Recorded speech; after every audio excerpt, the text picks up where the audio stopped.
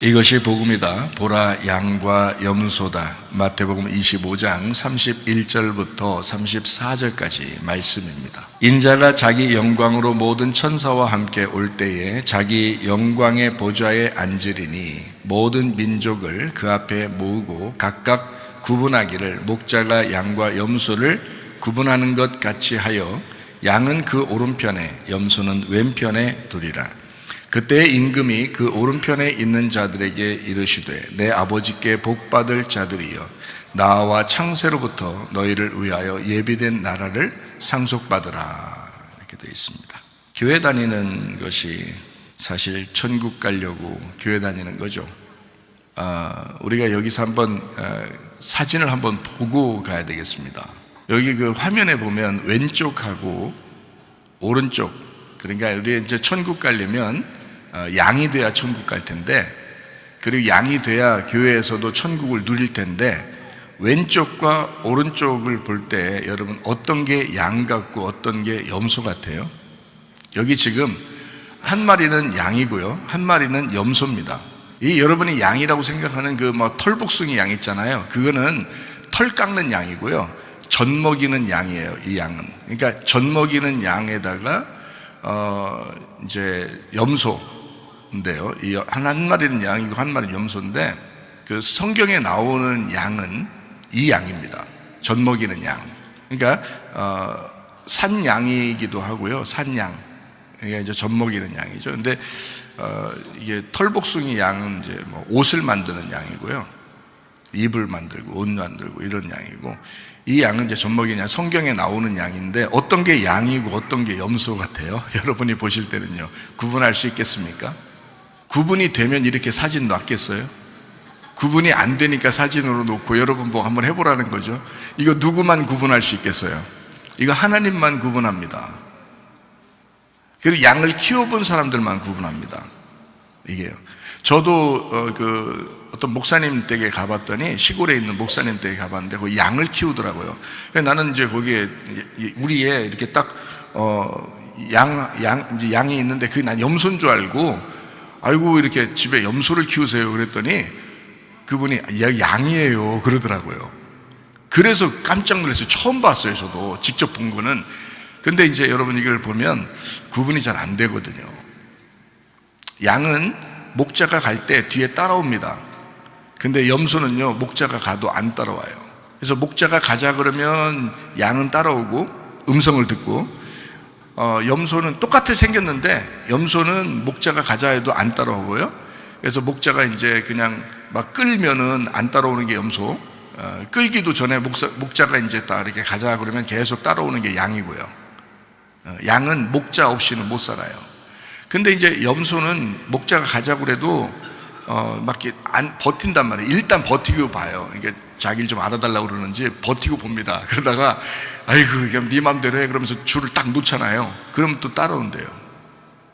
그러니까 이게 반대로 이제 청개구리 같은 그런 습성이 있다더라고요, 염소가. 근데 양은 안 그래요. 양은요, 무서움을 많이 타가지고 목자가 소리를 내고 움직이는 곳으로 갑니다. 목자 있는 데로 가야 돼요. 무서움을 많이 타가지고. 우리 하나님을 경외하고 하나님을 두려워한다 이러잖아요. 그런 사람이 하나님 앞에 예배를 드리고 그러죠. 그 양이 그렇다는 거예요, 특성이. 그러니까 여러분 여기서 양이나 염소를 이걸 구분할 수 있는 게 우리는 구분 못 하거든요. 여러분이 고를 때는 어떤 것 같아요? 잘 모르겠죠, 그죠? 왼쪽이 양이고요, 오른쪽이 염소입니다. 그래서 여러분 성경에 보면 마태복음 25장에 양과 염소를 심판한다 할 때는요, 하나님만 심판할 수 있는 거예요. 이게 세상 사람들로서는 구분이 잘 안 되기 때문에 그렇습니다. 다시 말하면 교회에 나온 사람 중에서도 어떤 사람은 양 같은데 어떤 사람은 염소 같은 거예요. 구분이 안 돼요. 그냥 똑같이 나오니까. 그런데 하나님만 구분하시는 거예요. 이걸 그래서 마지막 때의 심판이라 그러는 거예요. 이게 양과 염소를 구분하는 것은. 교회는 같이 다녀요. 양과 염소가 같이 있습니다. 그런데요, 마지막 때 되면 하나님이 정확하게 심판합니다. 그게 마지막 심판이라 그러는 거예요. 그래서 왼쪽이 양, 오른쪽이 염소입니다. 이렇게 보면 참 신기하구나 이런 생각이 들죠. 우리 한번 복음을 설명 한번 합니다. 이사야 53장 5절 말씀입니다. 주님이 찔리신 것은 우리 허물 때문이요 주님이 상하신 것은 우리의 죄악 때문이라. 주님이 징계를 받음으로 우리가 평화를 누리고 주님이 채찍의 마정으로 우리가 나음을 받게 되었습니다. 고린도서 6장 2절 말씀, 보라 지금이라. 은혜 받는 것도 구원받는 것도 지금입니다. 예수님은 성령으로 잉태하였습니다. 6월절 어린 양 예수님이 이 땅에 오시고 침례 받으실 때에 우리의 모든 죄가 예수님에게 넘어갔어요. 그리고 광야에 가셔서 이제 마귀에게 시험 받을 때 3가지 시험을 다 이기셨습니다. 그리고 아버지의 일을 충실히 3년 반 동안 하시다가 십자가 못 박혀 돌아가시면서 우리의 모든 죄를 다 끝내고 사망까지도 끝내셨습니다. 우리는 예수 그리스도가 이름이 회복자요 치료자요 구원자라고 하는 것을 압니다. 그리고 그 예수님은 우리에게 임마누엘 하시겠다, 영원히 함께 하시겠다 이렇게 하셨습니다. 그러니까 영원히 치료자가 되시고 영원히 회복자가 되시고 영원히 구원자가 되시겠다는 얘기입니다. 그래서 우리는 거듭나야 된다, 거듭난 사람만 그걸 깨닫게 되는데 양이 염소가 되어야 된다라는 말입니다. 그 말이에요. 거듭난다, 이게요. 양이 염소가 되어야 된다. 똑같은 겉모습은 똑같아요. 우리가 여러분 거듭나도요, 구원받아도 여러분 앉아있는 여러분 모습이 바뀌는 게 아닙니다. 얼굴 표정은 좀 바뀔 수 있죠. 좀 웃으면서 즐거운 표정이 될 수는 있겠지만 모습 자체가 바뀌는 건 아니에요. 양과 염소는 똑같아요. 그러나 속의 내용이 바뀌는 겁니다. 속의 내용이. 그래서 염소인 속의 특성이 양인 속의 특성으로 바뀌어야 된다는 거예요. 그게 구원이라는 겁니다. 거듭남이라고 하는 것은 땅에 태어난 내가 염소로 태어났는데 그런데 양으로 바뀌어야 된다는 것은 거듭났다, 새로 태어났다라는 거거든요. 그러니까 땅에서는 염소로 태어났는데 땅에서 태어난 내가 양의 모습으로, 하늘의 모습으로 바뀌어야 된다는 걸 구원이라 그런다고요. 근데 겉모습이 바뀌는 게 아니고 속이 바뀌는 거니까. 그래서 겉으로는 표시가 안 난단 말입니다. 교회 다니시는 분들, 그래서 우리 교회 다니시는 분들은 제가 어떤 사람만 다니라고 했어요.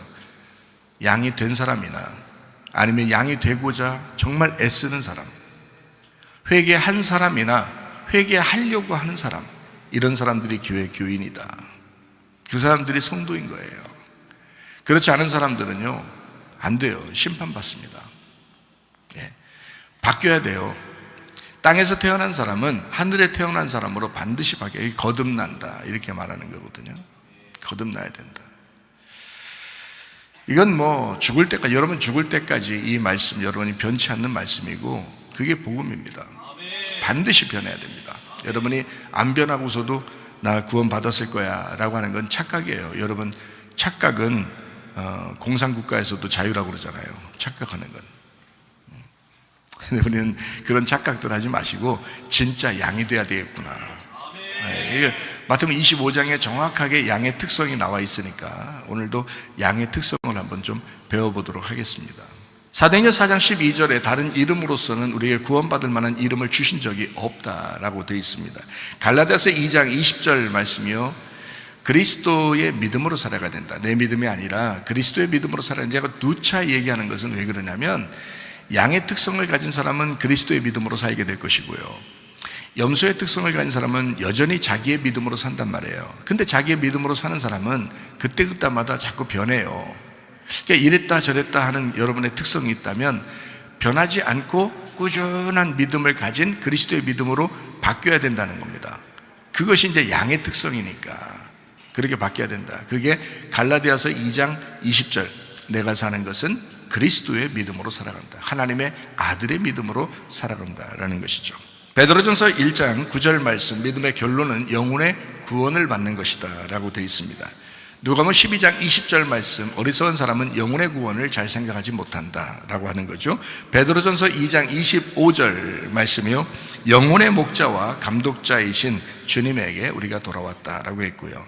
베드로전서 4장 10절 말씀이요, 선한 청지기같이 너희가 서로 봉사하라 이렇게 되어 있습니다.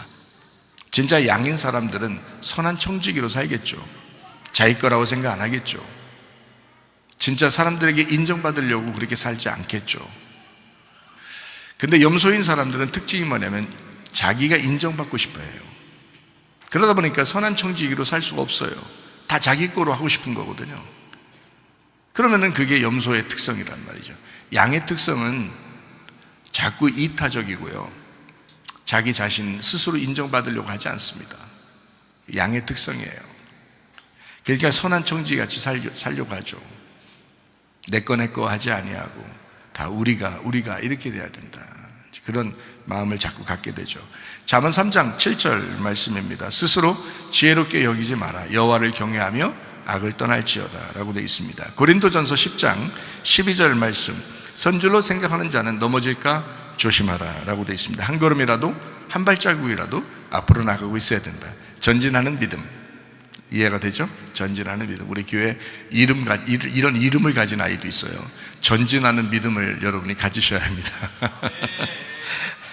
우리 성경을 보면 머리, 목, 몸, 다리로 이루어졌습니다. 머리는 하나님의 비밀인 그리스도요, 그리스도를 믿고 깨닫고 구원받은 사람들은 목인 침례와 세례를 통해서 그리스도의 비밀인 교회로 들어옵니다. 그리스도의 몸된 교회가 되면 이 사람들은 이제 하나가 되죠. 우리가 되죠.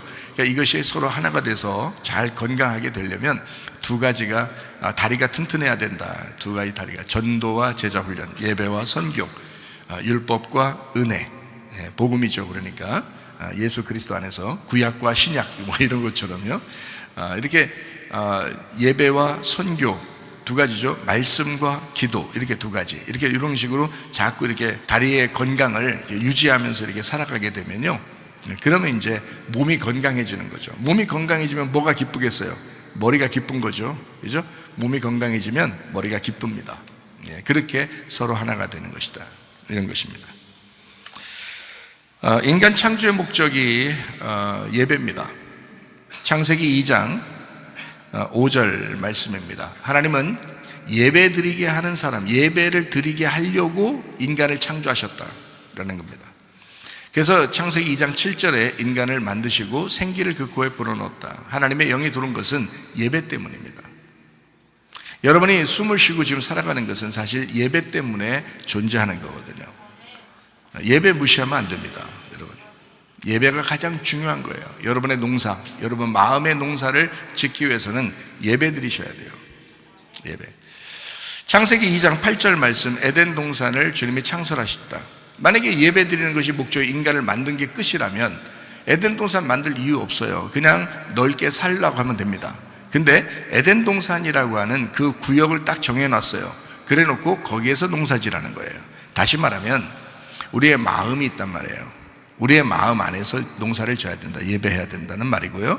그게 우리의 가정에서, 가정이라는 울타리가 있잖아요. 거기에서 농사짓고 예배하라는 말입니다. 교회라는, 여러분, 우리 울타리가 있잖아요. 거기에서 농사짓고 예배하라는 것입니다. 이것이 질서예요. 성경에 나타나는 질서. 이것을 벗어나고 자기 맘대로 이렇게 할 수가 없어요. 이건 질서이기 때문에 그렇습니다. 그러니까 가정의 질서, 교회의 질서, 그리고 자기 마음 안에서, 이게 성경을 해석할 때 마음만 초점을 둬가지고 얘기하면 그 마음에 대해서 이제 설교하게 되겠죠. 가정에 대해서 초점을 맞추면 가정에 대해서 설교를 하겠죠. 교회에 대한 초점을 맞추면 이제 교회에 대해서 또 설교가 나올 것입니다. 그죠? 근데 이걸 다 같이 합해서 우리의 마음, 우리의 가정, 우리의 교회, 이게 울타리예요, 여러분. 이게 질서란 말이에요. 그 에덴 동산에서 여러분이 농사하고 예배하는 겁니다. 거기서 인정받으셔야 돼요, 여러분이. 사람에게 인정받으려고 하는 게 아니라 하나님에게 진정으로 예배드린 인정받는 사람들이 되셔야 된다. 예, 그겁니다. 요한복음 4장 23절 24절 말씀, 하나님은 영이시니까 예배한 자와 영과 진리로 예배한 자를 아버지께서 찾으신다. 그런 예배를 드리셔야 된다. 하나님이 찾는 예배, 우리가 찾아가는 예배가 아니에요. 하나님이 찾아오시는 예배입니다. 이거 분명히 달라요. 그러니까 우리가 찾아가는 예배는, 찾아가려고 하는 예배는, 이거는 바벨탑 예배라 그러고요. 하나님이 찾아오시는 예배는 아브라함의 예배다, 이렇게 볼 수 있는 겁니다. 그러니까 하나님은 우리를 섬기시고 우리를 찾아오신다고요. 그게 뭐냐면 여러분이 이 자리에 앉아 있지만 하나님의 말씀이 증거되는 것을 말하는 것입니다. 이것이 여러분을 찾아가는 것이고 여러분을 섬기는 거거든요. 목사를 통해서, 하나님 말씀 잘 듣는 목사를 통해서 여러분에게 계속 이제 섬기는 거예요. 이렇게. 그 섬김을 여러분이 충분히 받은 사람들은 다른 사람을 그 말씀으로 또 섬기게 되겠죠.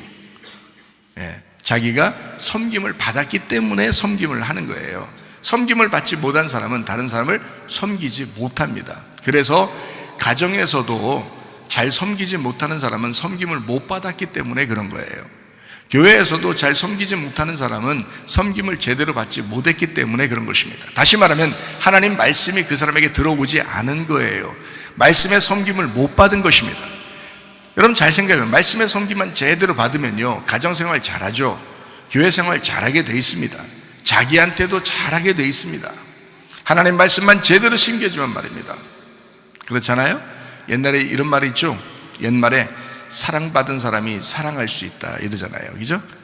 사랑 많이 받은 아이가 사랑하는 거야 라는 그런 말이 있잖아요. 사랑 못 받은 아이들은 사랑을 어떻게 해줄 줄 몰라가지고 자식들한테 자식들 사랑하는데 어떻게 사랑해야 될지 모르는 거예요. 그 방법을 잘 모르는 거예요. 사랑을 받은 그것이 별로 없었기 때문에 그게 결핍이 있는 거란 말이에요.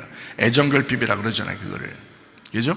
결핍이 있으니까 어떻게 사랑해 줄지 잘 모르는 거예요. 그러니까 하나님 안에서 여러분이 애정결핍이 있을 수 있죠. 부모가 많이 못 배워서 여러분에게 그렇게 자세하게 사랑에 대한 것을 표현하지 못했을 수도 있어요. 그러나 마음은 사랑한다고요. 다 부모들은 마음은 다 사랑한다고요. 그러니까 그런 마음으로 우리가 이제 사랑을 받게 되면요, 그 마음을 깨닫게 되면 그러면 그 마음으로 다른 사람을 또 우리 자녀들을 사랑하게 돼 있죠. 사랑을 받았으니까 사랑하게 돼 있는 거예요.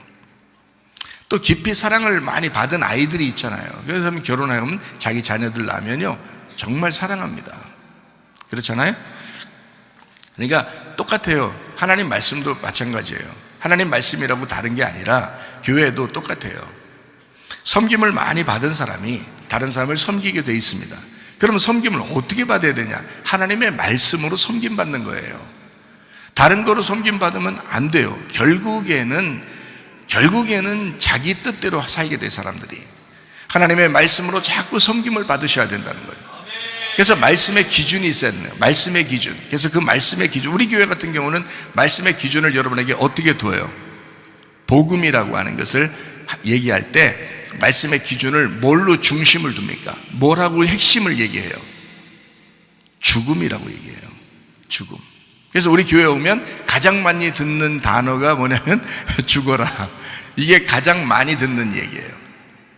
자, 이렇게 이 죽어라는 말을 자꾸 들으면 들을수록 이게 섬김을 받는 거예요. 말씀을 들었으니까. 말씀 듣는 게 섬김이라고 해요. 하나님의 섬김. 그러면 이제 이것을 자꾸 듣잖아요. 그러면 그래서 그래 내가 회개하고 죽어야지. 그러면 어떻게 돼요? 회개하고 죽어야지까지는 우리가 해야 되는 거예요. 말씀을 들려주는 거, 죽어라고 말씀을 들려주는 건 하나님이 하시는 일이고 목사가 하는 일이고, 그래 내가 회개하고 죽어야지 라고 하는 건 내가 해야 되는 문제고, 그죠? 그리고 그러면 이제 하나님이 또 하실 일이 있어요. 뭐 어떻게 할까요? 회개하고 죽어야지 한 사람을 하나님은 어떻게 해요? 다시 부활시켜야지. 그래서 성경에는 살아있는 걸 중요하게 생각하지 않고요, 네가 살아있다는 것은 살아있네 이런 거 있잖아요. 그런 거 하나도 중요하게 생각하지 않아요. 성경은 살아있네를 중요하게 생각하지 않아요. 성경은 뭐를 중요하게 생각하냐면 죽었다, 죽은 자들에게 하나님의 음성을 들을 때가 오나니 곧 이때라. 듣는 자는 살아나리라 할 때, 그때는 죽은 자에게 말씀이 증거되고 그 사람들이 살아나리라 할 때는 이거는 그냥 살아있네요, 아니면은 부활한 거예요. 부활한 거죠. 죽었다가 살아난 거니까. 그러니까 성경의 가르침에는 뭘 설명하고 있냐면 살아있네를 가리키는 게 아니에요. 살아있네를 가리키는 게 아니라 죽어야 된다라는 걸 가르치고 그 다음에 부활해야 된다는 걸 가리키는 겁니다. 성경을 정확하게 하셔야 돼요. 살아있네라고 하는 것은 선악과입니다. 선악과 먹고 어떻게 하려고 했어요? 죽으려고 선악과 먹었어요? 살려고 선악과 먹었어요? 살려고 먹었어요. 그게 인류의 지금 최초 인류부터 지금까지 내려온 선악과의 문제입니다. 그게 살아있는, 그래서 그걸 뭐라 그러냐? 땅에서 태어난 땅의 운명이다, 땅의 삶이다. 이것은 살아있는 삶이다. 그래서 여러분보다 훨씬 교회 안 다니는 사람이 열심히 삽니다. 이 세상에서 살아있으니까. 그 사람들이 더 잘 되는 사람들도 많습니다. 왜? 살아있으니까. 살아있는 삶이란 말이에요. 교회 다닌다고 살아있는 삶을 잘 사는 게 아니에요. 그건 땅의 운명이기 때문에 내려오는 대로 그냥 살아요. 어떤 사람은 태어나 보니까 갑부야. 어떤 사람은 태어나 보니까 빌딩 몇 채야. 그냥 태어나 보니까 그렇게 살아가는 사람은, 어떤 사람은 태어나 보니까 거지야. 뭐 이런 사람도 있어요. 그러니까 태어나자마자 이 땅의 운명이대로 그대로 살아가게 돼 있습니다. 사람들은 이건 그냥 살아있는 거죠. 그러나 교회 오면은 달라요. 교회 오면 살아있든 뭐 자기가 잘 살든 못 살든 많이 배웠든 못 배웠든 애정결핍이 있든 없든 다 뭐라 그래요? 일단 죽어야 된다, 이렇게 막 가르쳐요. 죽어야 된다. 이것이 교회에서의 첫 번째 첫 걸음이기 때문에 그렇습니다. 복음의 첫 걸음, 죽어야 된다. 네 성질 죽여야 된다. 너를 죽여야 된다 라고 하는 것이 첫 걸음이에요. 이게 복음의 첫 걸음이거든요. 그렇게 됐을 때 모든 사람이 죽는 데 있어서는 똑같구나, 이렇게 되는 거예요.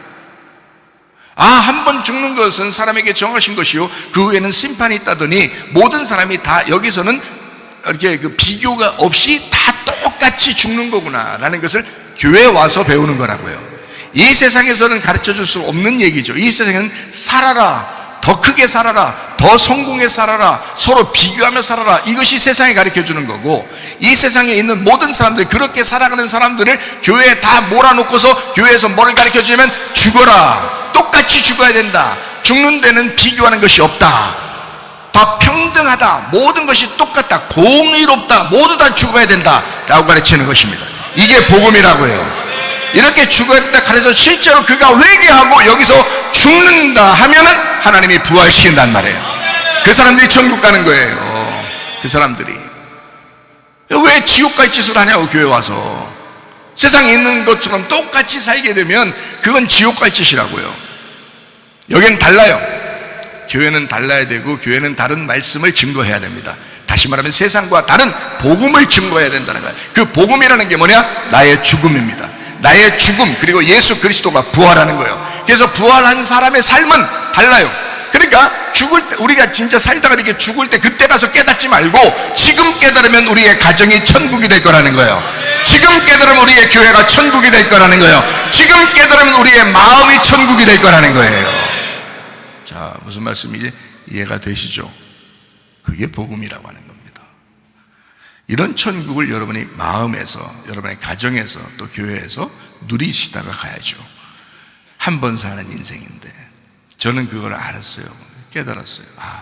그래서 이거를 누차 성도들에게 가르치는 겁니다. 설명하는 겁니다. 이건 아마 죽을 때까지 그런 설명이 끊임없이 나가야 될 거예요. 그게 복음이니까. 그거 들으려면 우리 교회에 오시는 거고요. 그거 듣기 싫다면 우리 교회 오면 안 됩니다. 우리 교회는요, 죽는 말씀을, 진짜 십자가의 복음을 늘 설명하는 그런 교회이기 때문에 그렇습니다.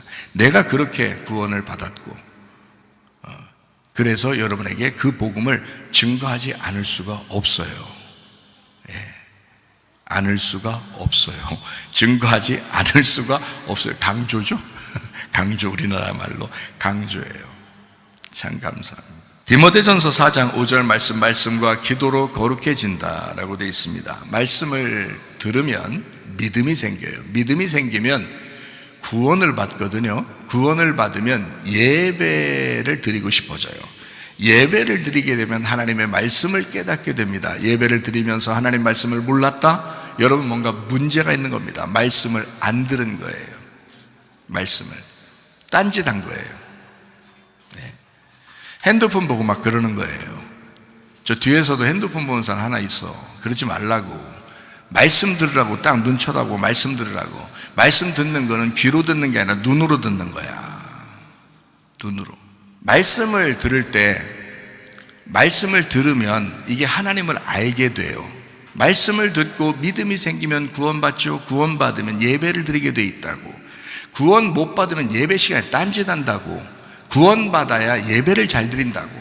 예배를 잘 드리면 하나님의 말씀을 깨닫게 된다고요. 하나님 말씀을 깨닫게 되면 사랑하게 된다고요. 내가 순서를, 항상 이 복음의 순서를 설명하는 이유는 그렇게 살아가야 된다 하기 때문에 그런 것입니다. 평생에 이렇게 살아가야 된다. 이거는 어제 얘기했다고 오늘 얘기 안 하고 내일 얘기 더 안 하고 그러는 게 아니란 말이에요. 어제도 얘기해야 되고 오늘도 얘기해야 되고 내일도 얘기해야 되는 이런 말씀들이라는 거죠. 말씀을 들었으면 믿음이 생겨야 돼요. 믿음이 생기면 구원을 받으면 예배로 하나님이 반드시 인도해요. 예배로 반드시 인도하면 하나님을 알게 돼 있어. 하나님을 제대로 몰랐다라고 하는 것은 뭔가 문제가 생긴 거예요. 자기한테 하나님을 알게 돼 있어요. 예배만 드려도 하나님을 알게 돼 있어요. 간단한 거 하나만 알아도 되죠. 일단 내가 죽어야 되는구나, 이것만 알아도 회개하게 돼 있어요. 그래서 하나님을 알게 돼 있으면 자꾸 회개하고 자기를 죽이려고 하죠. 하나님은 자꾸 살리려고 할 겁니다. 그게 부활이라 그러는 거예요. 하나님은 자꾸 우리를 살리려고 하는 거야. 그건 부활이라 그러는 거야. 죽어라만 얘기하면 하나님은 우리를 살아라 그런다고요. 그게 부활의 역사라고. 그래서 십자가와 그 부활이 복음이라고요. 복음의 핵심. 고린도전서 15장에 말하는 복음이란 말입니다. 이게 십자가와 부활, 그게 구원이라고. 십자가 없이 그냥 부활 얘기한다고 부활하는 게 아니고, 살아라 한다고 해서 사는 게 아닙니다. 우리는 죽는 데까지만 나가는 거라겠잖아요. 죽는 데까지만. 그러면 부활은 하나님이 시켜준다고. 그래서 회개가 필요하다는 거예요. 회개가. 그러면 이제 서로 사랑하게 돼 있죠. 왜? 하나님 말씀을 알았으니까. 하나님 말씀을 자꾸 깨달으면 깨달을수록 그래, 사랑해야지. 사랑에는 여러 가지 방법이 있지만 두 가지 방법이 있습니다. 하나는 혼내면서 사랑하는 게 있고요, 하나는요 위로해주면서 사랑하는 게 있습니다. 자녀들 여러분 교육시키다 보면 알죠. 혼낼 때 자꾸 혼내면서, 이게 아버지 사랑, 엄마 사랑이라는 게 혼낼 때 사랑인 거예요. 그게 부모가 하는 일입니다. 이웃집 아이들한테 할 수 없잖아요. 부모가 자녀한테 혼내면서 사랑하는 거예요. 그리고 위로해주면서 또 사랑합니다. 위로만 하는 게 아닙니다. 혼내기만 하는 거 아닙니다. 둘 다 합니다. 부모는 그런 거예요. 우리 교회에서 서로 하나가 되지 못하고 사랑하지 못하고 그러면요, 끝까지 저는 그 사람이 사랑할 때까지, 서로 화해될 때까지, 자녀들이 서로 싸워보세요. 기분 좋아요? 부모가? 안 좋죠. 끝까지 화해할 때까지 부모는 얘기하는 거예요. 끝까지. 왜? 그게 맞는 거니까. 틀리게 행동하지 말라는 거거든요. 서로 성격이 다르고 이런 건 다 이해해요. 그러나 서로가 하나 돼야 되기 때문에 그 부분에서는 끝까지 얘기한다고요. 중간에 말을 그만두고 안 하고 이러지 않아요. 끝까지 얘기합니다. 그리고 서로 사랑하라고 그럽니다. 그러니까 두 가지죠. 하나는 혼내고 하나는 위로한다. 하나는 율법이고 하나는 은혜가 된다. 이렇게 되는 것입니다. 그게 성경이죠. 그러니까 여러분, 우리 교회 와서 서로 화해하고 서로 하나 되고 서로 사랑만 하다가 주님 만나시기를 바랍니다. 그게 가정의 천국이고 교회의 천국이에요. 그렇게 신혼 부부들도 그렇게 살잖아요. 실제로. 그렇게 우리 교회에서 열매가, 목사가 그렇게 가르치고 그대로 이 열매를 따르는 사람들은 실제로 그렇게 살잖아요. 사랑하면서. 우리가 옛날 사람들은 정말 요즘 그 젊은 애들 보면서 부러울 정도로 사랑하면서 살자. 우리 교회에 있는 아이들이요. 여러분, 열심히 주를 위해 살려고 그러고요. 그게 열매라고요, 여러분. 열매를 보면 나무를 알잖아요. 무슨 얘기를 했는지를 알 거 아닙니까? 열매를 보면 무슨 얘기를 했구나, 그 말씀에 순종하는 사람은 그렇게 사는 것이고, 그렇게 순종하지 않는 사람은 끝까지 안 하려고 하니까 그런 거예요. 하면 돼요. 순종하면 된다고요. 순종 안 하려고 하니까 그런 거지. 순종하면 된다고. 우리 교회에서 목사가 무슨 막 그냥 사람들 무슨 혼내기만 합니까? 그렇지 않죠. 서로 어떻게든지 사랑하고 서로 하나 되게 하려고 그렇게 하죠. 대신 사랑의 방법은, 제가 사랑하는 방법은 혼내고 위로한다. 그러면서도 말씀대로 살아야 된다라고 끝까지 얘기하는 편이다. 저 같은 경우는요, 그렇게. 그래서 우쭈쭈 하지는 않습니다. 여러분, 잘한 거는 대신 위로해 줘요. 그러나 잘하지 못한 것에 대해서는 반드시 지적해 줍니다. 그게 부모의 사랑이라고 저는 믿습니다. 그래서 여러분에게 그렇게 하는 거예요.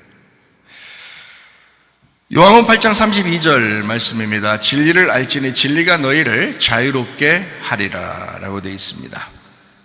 진리를 알고 진리 안에 있으면, 진리라는 건 껍질이 벗겨지는 것을 얘기하는 거잖아요. 말씀을 깨닫게 되는 걸 얘기하는 거고요. 그렇게 되면 자유롭게 된다라는 말씀입니다. 마태복음 25장 31절부터 34절까지 말씀해 보니까 인자가 자기 영광으로 모든 천사와 함께 올 때 자기 영광의 보좌에 앉으리니 그 모든 민족을 그 앞에 모으고 각각 구분하기를 목자가 양과 염소를 구분하는 것 같이 하여 양은 그 오른편에 염소는 왼편에 두리라. 그때 임금이 그 오른편에 있는 자들에게 이르시되 내 아버지께 복받을 자들이여 나와 창세로부터 너희를 위하여 예비된 나라를 상속받으라 라고 했습니다. 양과 염소에 대한 이야기예요. 여러분이 마태복음 25장을 자세히 읽어보면 그 열처녀에 대한 이야기가 나오죠. 그리고 달란트에 대한 이야기가 나오죠. 열처녀, 달란트, 그리고 양과 염소에 대한 이야기가 나옵니다. 이렇게 이제 이 세 가지 비유를 이제 마태복음 25장에 하고 있거든요. 그래서 여기 그 양이냐 염소냐라고 하는 것은 심판의 문제에서 딱 구분하는 것을 의미하는데, 여러분이 사진을 보았듯이 다시 한번 사진을 한번 보이게 되면 이렇게 보이게 되는 겁니다. 왼쪽이 양이고 오른쪽이 염소예요. 교회 다니는 사람들 똑같이, 교회 다니는 사람들 똑같이 이 중에 하나예요. 교회 다니는 사람들 중에서 어떤 사람은 양이고 어떤 사람은 염소인데 똑같아요. 모양이 똑같아요. 구분 못해요. 여러분이 글씨로 써주니까 아는 거지. 글씨로 써주니까 아는 거지. 우리가 생각하는 그냥 털복숭이 양, 이거는 이불 만드는데, 옷 만드는데 쓰는 거고요. 성경에 나오는 실제로 젖 먹이는 양, 젖 먹이는 염소는 이렇게 생겼습니다. 구분 못해요. 양과 염소를 구분 못합니다. 교회 나오면요, 누가 양인지 누가 염소인지 몰라요. 근데 분명한 것은 염소가 양이 돼야 된다라는 겁니다. 그래서 염소의 특성을 잘 알고 양의 특성을 제대로 알아서 염소였으면 양이 되면 되는 거예요. 그러면 천국 가는 겁니다.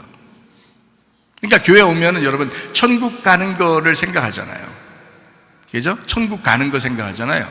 그러면 여러분 한번 생각해 봅시다. 이 땅에서 사는 동안에는요, 천국 올라갈 때는 생각하는 거 아는데 이 땅에서는 어떠냐고요? 이 땅에서는 천국을 안 살고 있다가 나중에 죽을 때 천국 가는 거예요? 그러면 그럼 뭐예요? 그럼 교회는 왜 다녀? 그러면 하나님이 교회는 왜 만들어요? 구원받으면 끝나지. 생각해 보셔요, 여러분. 생각해 보시라고, 여러분. 설교는 왜 하냐고. 하늘나라 올라가면 끝이라며. 그러면 교회는 왜 생겼으며 설교는 왜 하느냐고. 이 땅에서 여러분의 마음의 천국을 주기 위해서 하는 거고요. 이 땅에서 가정이 천국처럼 살게 하려고 설교가 필요한 거고요. 이 땅에서 교회에서 천국처럼 살게 하다가 천국 오라고 설교를 하는 것입니다. 그러니까 여러분이 그냥 교회 나왔다, 이거 뭔가 문제가 있는 거예요. 양과 염소는 구분 못합니다. 모양으로는 구분 못해요. 속의 내용이 바뀌셔야 된다는 거예요. 회개하셔야 돼. 회개해야 된다고.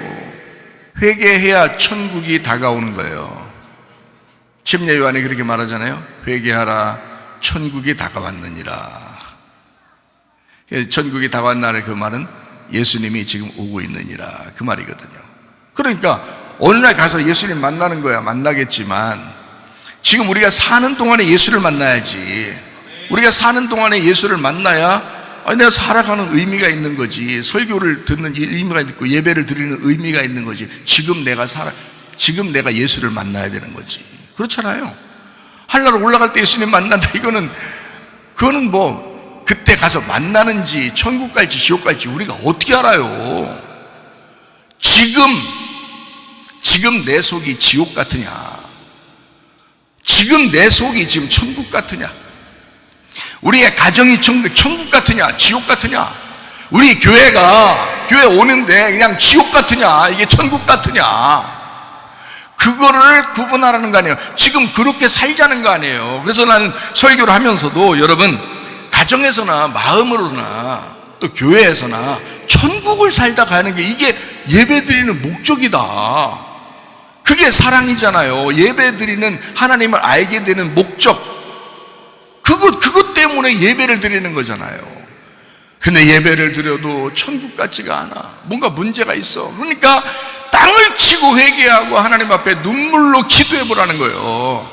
마음의 평강이 올 때까지 그렇게 기도하라는 거예요. 졸지 말고 눈으로 말씀을 들으라고. 눈으로. 우리 아들이 가장 좋아하는 성경이 시편 23편 1절입니다. 우리 아들을 위해서 제가 설교를 하는 건 아니고 다 우리를 위해서 설교를 하는 건데요, 우리 아들이 가장 좋아하는 성경이 시편 23편 1절 말씀. 저한테 군대 갈 때 그러더라고요. 아빠, 내가 휴가 나오면 시편 23편을 좀 설교 좀 많이 해줘요. 내가 그것 좀 말씀 많이 듣고 가게. 아주 외롭고 힘들어요. 예수님이 나의 목자가 되셔야지 이거 힘들어, 이러더라고요. 시편 23편 1절 말씀이에요. 여호와는 나의 목자시니 내게 부족함이 없으리로다.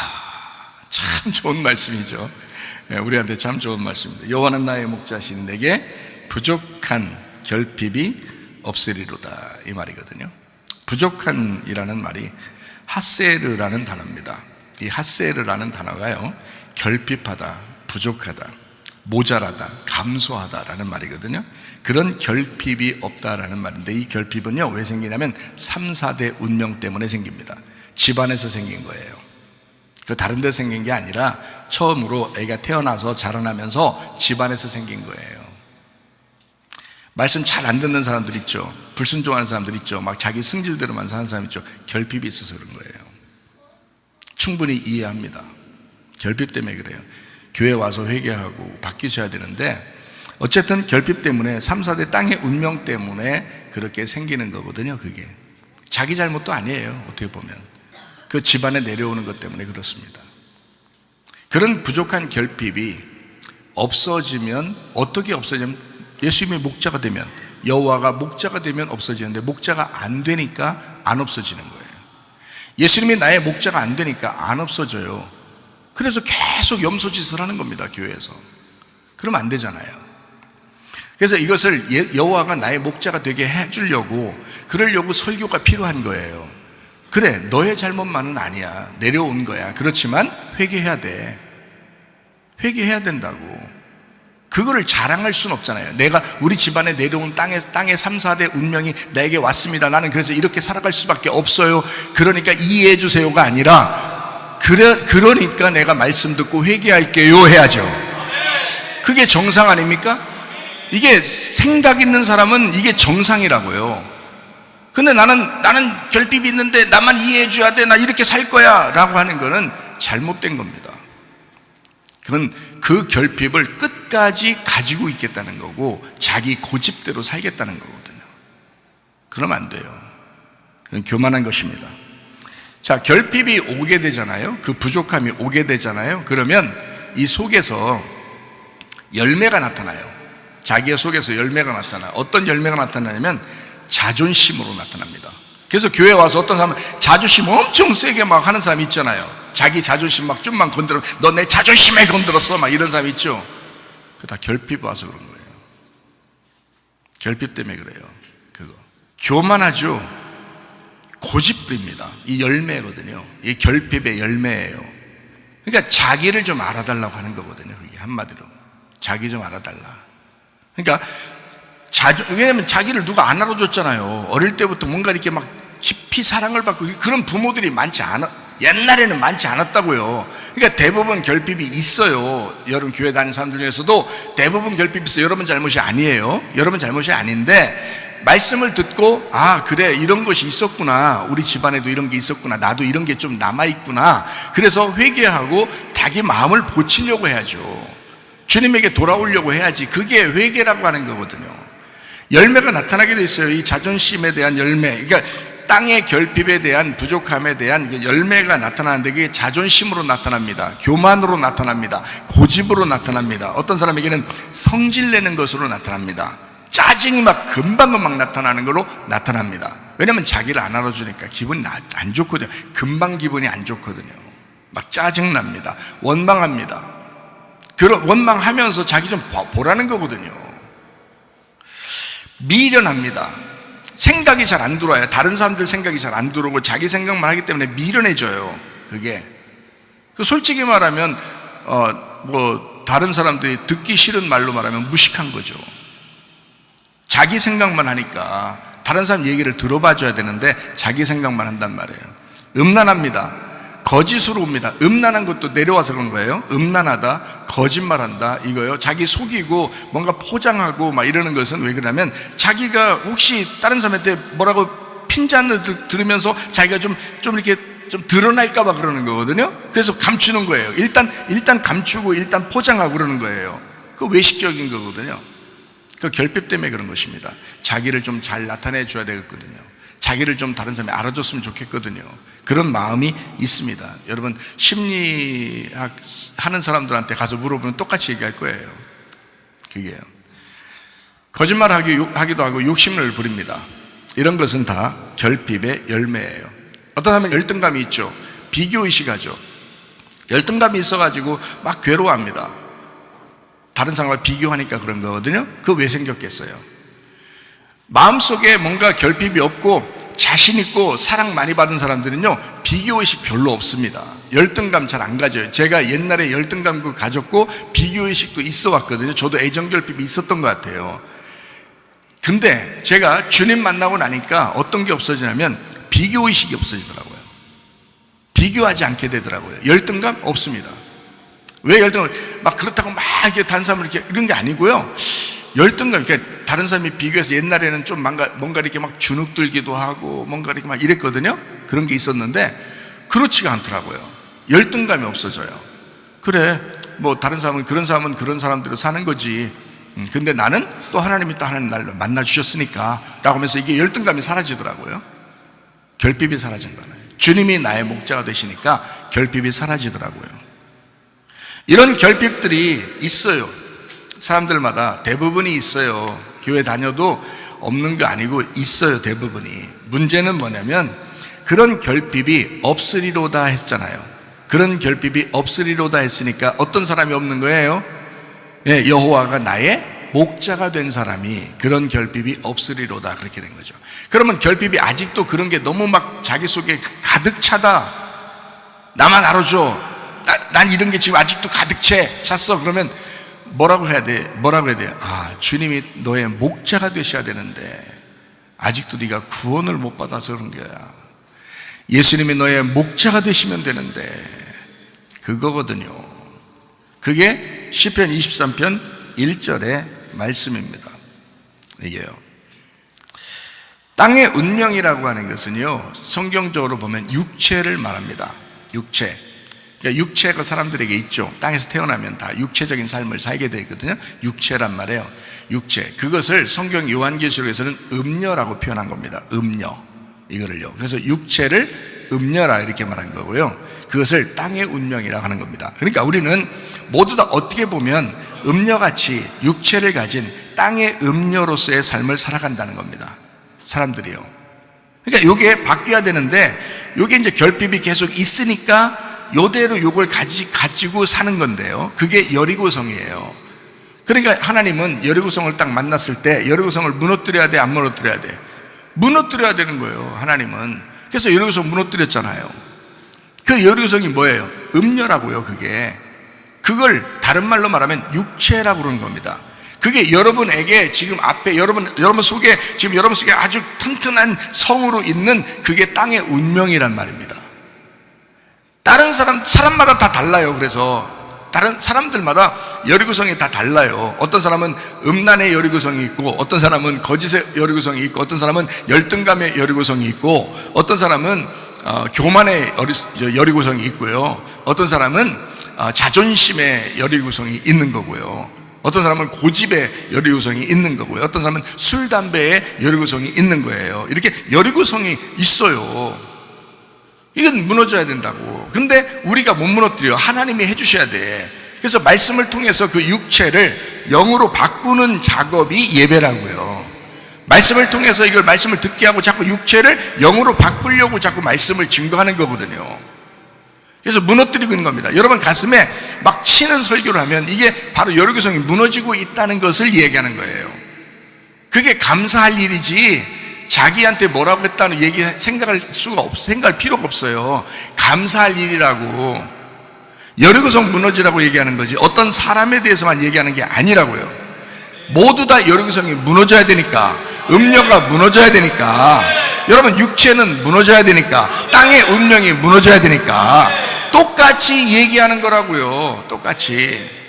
이거를 결핍이라고 하는 것입니다. 너의 부족함, 네가 결핍으로 가지고 있는 너의 약점이라 이 말입니다.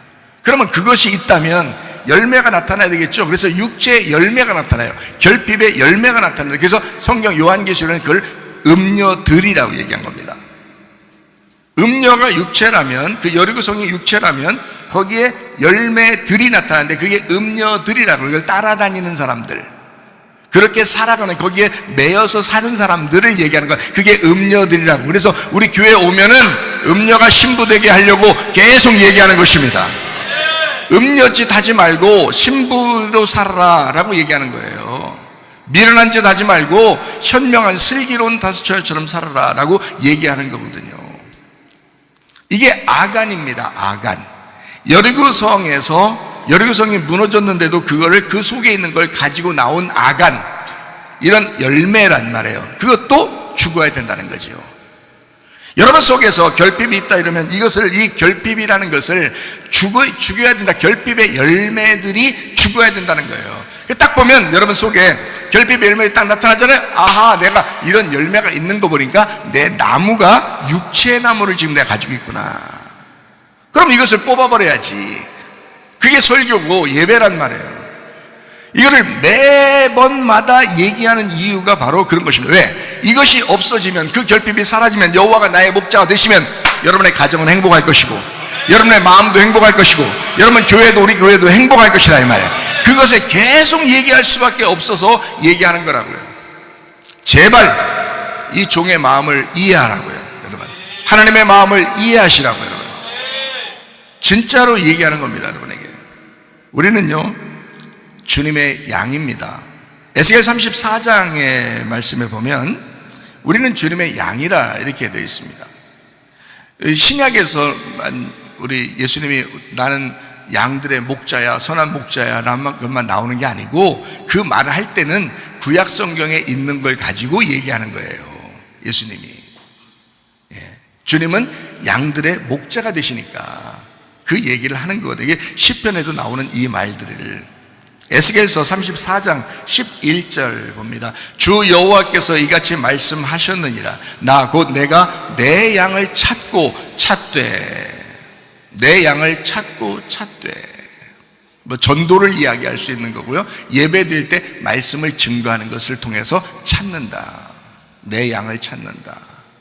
염소와 양이 구분이 안 되니까, 그러니까 양을 찾는 거예요. 염소가 양이 될 수 있도록 바꾸는, 찾는 거란 말이죠.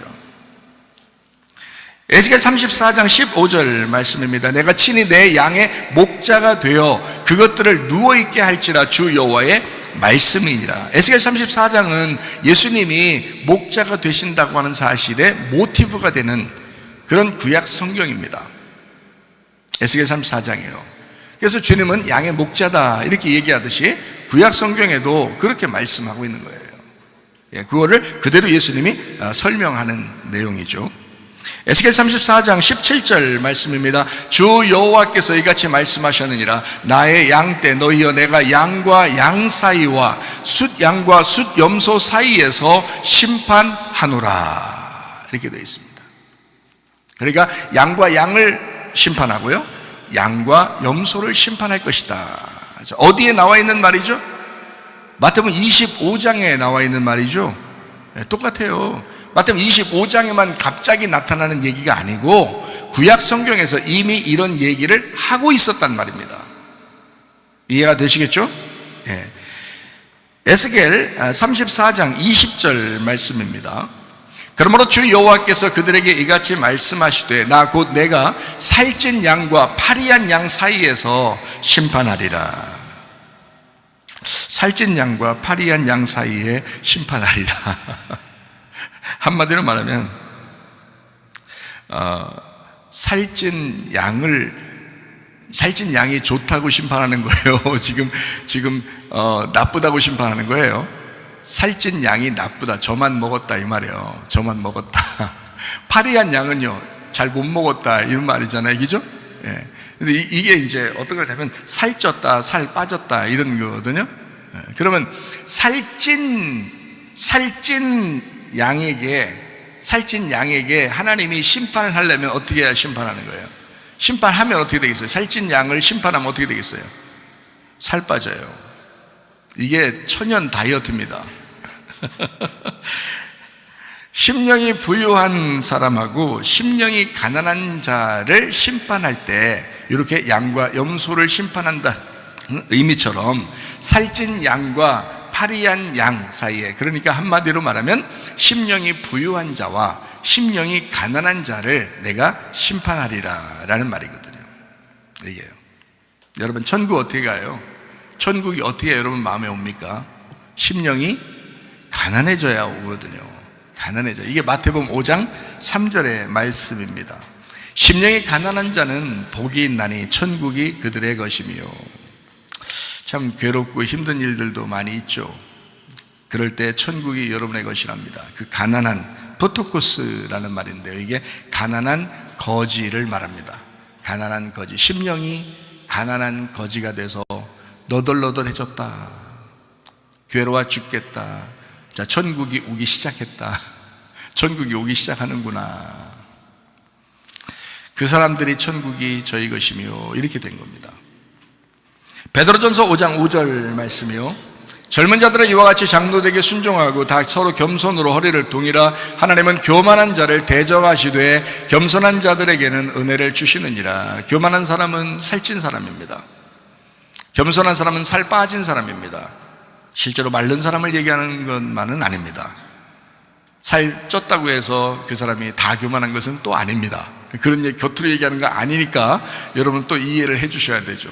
자, 교만한 사람은 살찐 사람을 의미하는 거고요, 겸손한 사람은 살 빠진 사람을 의미하는 것입니다. 네, 그래요. 이 영적인 얘기예요. 다 성경은 영에 대한 이야기라 그렇게 이야기를 했죠. 그래서 겸손한 사람은 어떤 사람을 얘기하는 거냐면, 이게요, 타페이노스라는 단어예요. 타페이노스라는 단어가요, 특이한데 이게 뭐냐면 짓눌려서 굴욕감을 가지고 초라해진 사람을 얘기하는 겁니다. 자, 봐요. 굴욕적이다, 그리고 짓밟혔다, 그리고 초라해졌다. 이걸 뭐라 그러냐면 겸손하다, 이렇게 표현하는 거예요. 자, 어떤 사람에게 은혜가 오겠다고요? 짓눌린 사람, 초라해진 사람, 굴욕감을 가지고 정말 창피해서 못 살겠다 이런 사람, 그런 사람에게 은혜를 주시겠다는 겁니다. 아담과 하와가 선악과 먹고 난 다음에 어떻게 됐죠? 부끄러워서 숨었습니다. 그러니까 하나님이 나타나시죠?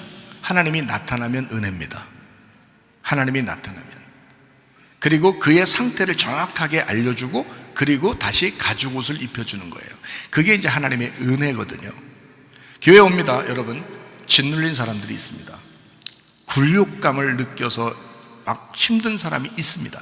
초라하고 정말 자기가 도저히 막 살아갈 힘이 없는 그런 사람도 있습니다. 그게 교회예요. 그런 사람들이 옵니다. 그러면 어떤 사람이라고? 그 사람들이 겸손한 사람이라고 성경은 가르치는 거예요. 그걸 겸손한 사람이다. 그러면 하나님께서 은혜를 베푸신다, 그 사람들에게. 자, 여러분, 굴욕적일 때가 있지 않습니까? 뭔가 막 초라할 때가 있지 않습니까? 정말 창피하고 힘든 때가 있지 않습니까? 그러면 감사하세요. 아하, 이거 은혜 주시려고 하는구나. 내게 은혜 주시려고 하는구나. 저도 그럴 때가 있었거든요. 아하, 그때 은혜를 주시더라고요. 내가 도저히 살아갈 힘이 없었거든요. 근데 하나님이 은혜를 주시더라고요. 그게 겸손한 거였구나. 진짜 사람들에게 나설 수도 없고, 사람들에게 진짜 뭐 할 말도 없고 막 이럴 때가 있거든요. 짓눌렸어요. 굴욕감을 가졌어요. 초라해요. 그러면 은혜를 받기 시작하거든요. 그럴 때 자기를 좀 막 알아달라고 그렇게 할 필요 없어요. 그냥 겸손하게 낮아지시면 되는 겁니다. 그러면 은혜를 받는 거거든요. 제가 말씀을 마치도록 하겠어요. 정리하고. 마태복음 25장에 보면 양과 염소에 대한 이야기가 나옵니다. 근데 이 양과 염소에 대한 이야기에서 염소하고 양의 큰 특징이 하나 있어요. 그게 바로 뭐냐면, 염소는 이런 특징이 있어요. 예수님, 주인이요, 우리가 뭘 안 했습니까? 이렇게 말해요. 우리가 안 한 게 뭔데요? 주인은 니네 아무것도 안 했어. 그런데 사람들이, 여기 염소는 뭐냐면, 우리가 뭘 안 했는데요? 내가 수고한 게 얼마나 많은데? 그냥 알아달라는 거거든, 자기 좀. 근데 주인은 안 알아줘요. 마지막 때는 딱 심판해버립니다. 근데 양의 특징은 어떤지 알아요? 양의 특징? 뭐라고 하냐면, 아유, 예수님이, 아니, 양은 이것도 하고 저것도 하고 다 했어. 양이 뭐라 그러면, 근데 우리가 언제 그랬는데요? 우리가 언제 그랬는데요? 그래요. 자, 이 사람들은 지금 자기가 뭔 한 것에 대해서 인정을 받으려고 했어요, 안 했어요? 하나도 인정받으려고 한 게 없습니다. 그러니까 양의 특징은 뭐냐면, 우리가 언제 그랬는데요? 그래요. 근데 예수님은 어떻게 해요? 너는 양이야. 니네가 다 한 거야. 그렇게 하나님이 인정하신다고요, 여러분. 사람이 인정하는 게 아니라 하나님이 인정해 주시는 거라고요. 양과 염소의 특징은 마태복음 25장을 여러분 자세히 보면요, 큰 특징이 거기에 있습니다. 염소는 자기를 좀 알아달라 그럽니다. 교회 나와서도 똑같아. 그런 사람들이 있어요. 자기 안 알아주니까, 그 결핍이 있는데 자기를 안 알아주니까 화가 나죠. 자존심에 막 용서를 못하죠. 고집을 부리죠. 교만하죠. 막 화가 나죠. 그런데요, 양들은 그렇지 않습니다. 짓눌리고 괴롭고 어렵고 초라해지고 굴욕감을 느끼고 이랬을 때 조용합니다. 어차피 사람에게 인정받으려고 하는 게 아니니까 할 말이 없습니다. 주님, 저는 늘 죄인입니다. 저는 늘 날마다 죽겠습니다. 그런 사람들이거든요. 이런 사람들은 양이에요. 마태복음 25장의 큰 특징 아시겠어요? 양과 염소 사진 다시 한번 볼까요? 사진 한번 보면은 어때요? 양과 염소가 어때요? 똑같이 생겼잖아요. 똑같이 생겼어요. 성경에 나오는 양과 염소입니다. 구분을 못해요. 하나님만 구분하시는 거예요. 그래서 겉으로 살 때는 양들과 염소가 똑같이 무슨 일을 했겠죠. 근데 양은 인정받으려고 하지 않았기 때문에 우리가 뭘 했는데요? 라고 하는 거고요. 염소는 우리가 이것도 했고 저것도 했는데요? 언제 안 했다고 하는 거예요? 막 이렇게 따지는 겁니다. 똑같이 생겼으니까. 그러니까 하나님은 그 속의 중심을 보는 겁니다. 그 속의 중심을 보기 때문에 양과 염소를 마음으로 구분하는 거예요. 염소가 양이 될 때 천국이 된다고요, 여러분. 이 땅에서 여러분 마음이 양에서 염소로 바뀔 때 천국 되는 거고요. 여러분의 가정도, 여러분의 교회도 염소에서 양이 될 때 여러분 가정이, 여러분 교회가 천국이 되는 것입니다. 하늘나라 올라가서 천국을 누리는 것만 중요한 것이 아니라 이 땅에서 여러분의 가정과 여러분의 교회가 천국을 누리다가 주님 만나시기를 바랍니다.